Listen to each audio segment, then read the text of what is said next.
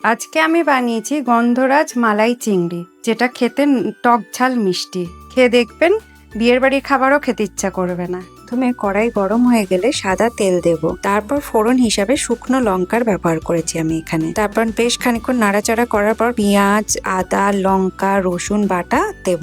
একটুখানি নাড়াচাড়া করার পর একে একে অ্যাড করব নুনটা পরিমাণ মতন দিতে হবে এখানে। তারপর দেব টক দই, এটা আমি আগে থেকেই ফাটিয়ে রেখেছিলাম, ওটাকে এবার অ্যাড করব, দিয়ে একটু নাড়াচাড়া করব। তারপর দেব ধনে গুঁড়ো, তারপর দেব জিরে গুঁড়ো, একটুখানি নাড়াচাড়া করব। নাড়াচাড়া হয়ে গেলে এবার কাজু কিশমিশ বাটা দেবো, যেটা আমি আগে থেকেই বেটে রেখেছিলাম, অ্যাড করা হলো সেটা। এরপর দেবো চিনিটা পরিমাণ মতন, যে যেমন খায় সেরকম। তারপর দেব নারকেল কোড়া, তারপর দেব চিংড়ি মাছ। এবার চিংড়ি মাছটা দিয়ে বেশি খানিকক্ষণ নাড়িয়ে নিলাম।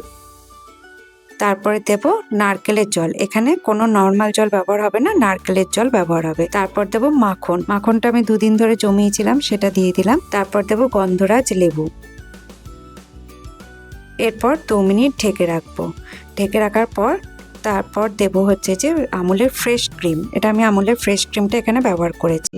তারপর নাড়াচাড়া করার পর একটু গন্ধরাজ লেবুর রস আমি দিচ্ছি। তারপর দেব গন্ধরাজ লেবুর খোসাটা আমি একটু গ্রেট করে দিয়েছি। ব্যাস, তাহলেই রেডি হয়ে গেল। আজকে আমি বানিয়েছি গন্ধরাজ চিংড়ি মালাই। একটু টেস্ট করে দেখবেন, নতুনত্ব খাবার, টক ঝাল মিষ্টি খাবারটা। আর গন্ধটা খুব সুন্দর হয়েছে, দেখা যাক কেমন হয়েছে। বরকে ডাকি, বর গন্ধের জন্য অনেকক্ষণ ধরে পাগল হয়ে যাচ্ছে, ছেলেও ঘুরঘুর করছে, দেখি কেমন হয়েছে বলে। কই গো, এসো।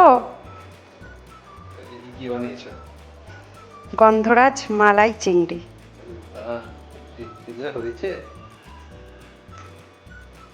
একটা চিংড়ি খেয়ে দেখো।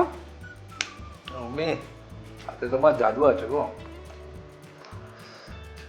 গরম, হ্যাঁ।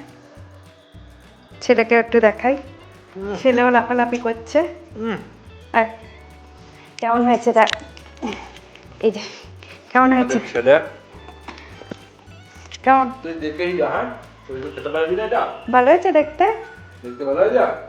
তুই মাংস দিয়ে ভাত খাবে।